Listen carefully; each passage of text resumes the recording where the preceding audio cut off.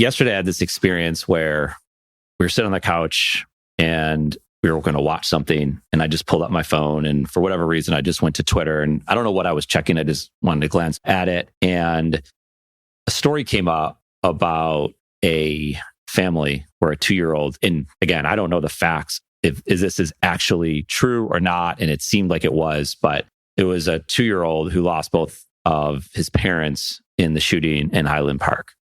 And there's so much, as you know, and it's close to home for you all in Chicago, kind of taking it from the perspective of way outside, like, again, living in the Southeast, for example, we're not there. These incidents and these attacks are happening all over the place at this point. But when someone goes into their feed, and I wasn't seeking this out, it just showed itself to me. And that's hard, right? For myself, and my wife even said something like, what's up? What's the matter? And it just hit me that this 2-year-old lost both of his parents in this shooting, from what I can tell.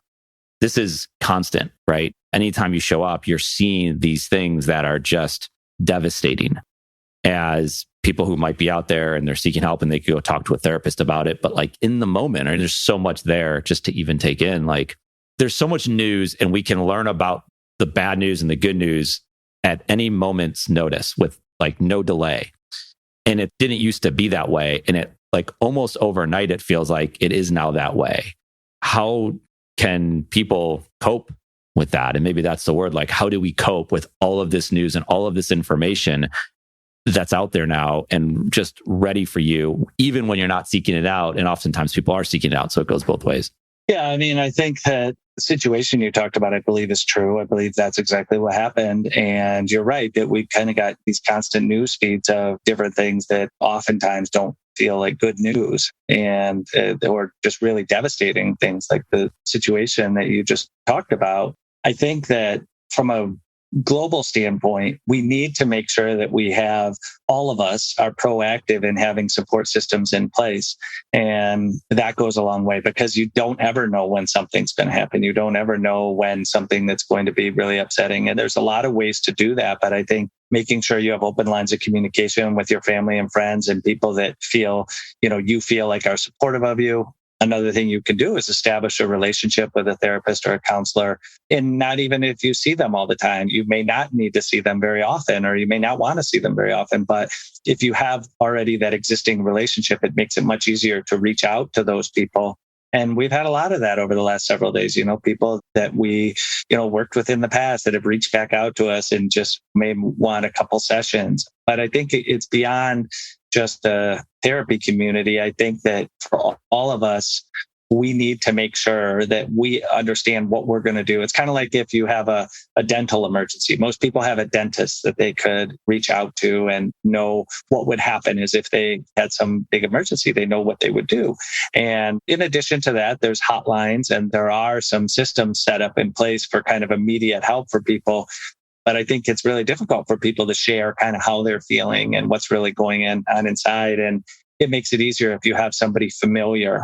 And so, like I said, I would just say that we all need to be very proactive in knowing what our resources are and what our support system is, and making sure that those lines of communication are open so that if we do need some extra help, and like I said, it can be friends, it can be family, there's a lot of different ways to do that. But I think over the last several years, everything has been so reactive because things keep just going on. And I don't think that's any fault of anybody. I think that there's just been a lot more kind of bigger issues over the last several years. And so I think, but for now, if I was talking to the general public, I would say establish that support system, those relationships, and know kind of who you would turn to in a time when you're really struggling, and make sure that you're talking about it and not just trying to push it down and avoid it, because that's ultimately what ends up making it typically harder to deal with, even though at the time it might seem like a good option for you.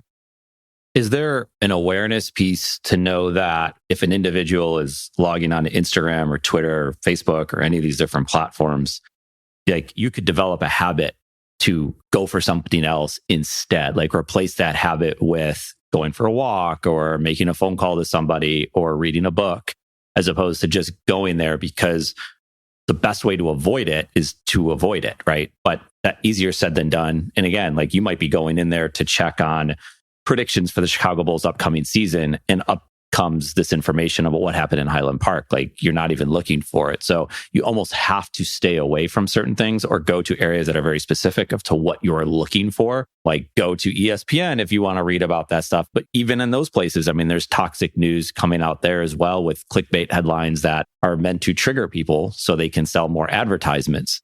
Is there ways or are there tools? And again, you can't necessarily solve it in just one conversation, but to perhaps you're not going to maybe totally avoid it. I mean, maybe some people could, but like staying away from that information that is no doubt going to be there. Yeah, I mean, I think that most people who do what I do would agree that social media has been not a positive impact on mental health. I think that there's kind of the 24-hour news cycle and there's information being fed to you. And a lot of that information is what people are looking at right now. And when you have some big event, then that's going to be at the kind of the top of the line. I think that we all need to be really careful that we don't get caught up, kind of just being online and on our phones and on the computers. And like you said, there's a lot of different things we can do. We can go for a walk. I think it's important that sometimes people leave their phone wherever they are and just get away from it for a while. I mean, I think the other thing, the combination of social media and smartphones has been, that we are constantly in contact now. And I think that there's some positive things about it and there's some things that can be helpful, but I don't think that the resources and the positive support systems we have or anybody has can make up for the kind of constant feeding of information. And again, I don't think this is something nefarious. I don't think anybody's trying to do this. I think it's just people are kind of putting out there what they believe people want to, kind of are interested in.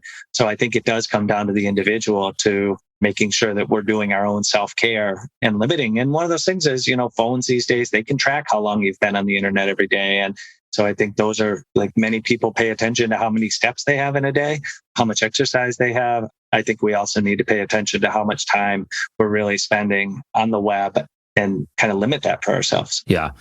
There's a lot of topics that lead to polarizing conversations where maybe you mean well on the front end, but then you kind of get deeper into that conversation. Like you can take global warming, right? I talk about politics is an obvious one, even sports, right? Like you spend enough time and you go into a topic and it could just be like, again, it could be about the Chicago Bears and they're upset about the coach and what's going to happen this season. And then you just dive a little bit into that Twitter thread and you see the conversation that's taking place and you see like this combative behavior. And some of it's good natured, some of it's all in fun. And then other times it just goes into this toxic place.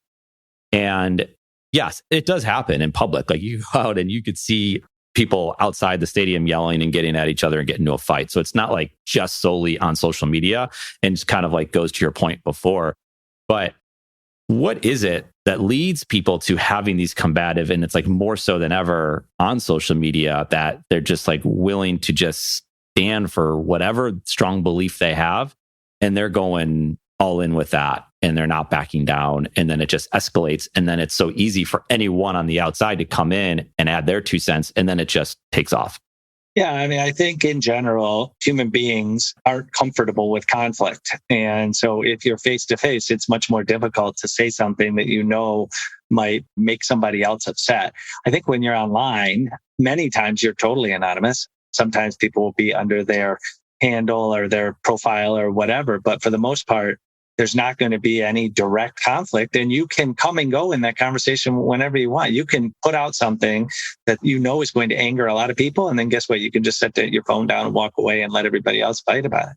I think that the ability of being anonymous and also not having to have a face-to-face conversation is a big piece of what that leads to. I think the other piece is I think just in general, our society is more like that. There's more people kind of being pushed to the outer sides of things and less people in the middle, or at least it appears so. I actually think that most Americans are in kind of a middle group of thoughts. And for the most part, I think we agree as a total on many of these things. But I think that with the way, you mentioned politics, the political systems and things like that is the sides have gotten farther apart. People have been encouraged to grow that divisiveness. So I think that people are willing to kind of go down that path because I think they believe they're fighting for what they think is right. And a lot of times people are fighting for what is right, but I'm not sure that social media is the most effective way to do it, because I'm not sure many people's opinions are being changed, or that they're learning a whole lot from a thread that's where 2 people are arguing or 5 people are arguing about something. I just don't know that we learn a lot from that and we grow much from that. Content Matters with a Z is our content marketing company that helps entrepreneurs tell their own stories to those who care. And here's the thing. We think every entrepreneur that is willing should have their own content platform. And we want to help make that happen, both by working directly with entrepreneurs and by sharing our own stories, exploring the craft of content marketing. Content Matters, one piece of content at a time. Learn more at CasContent.com.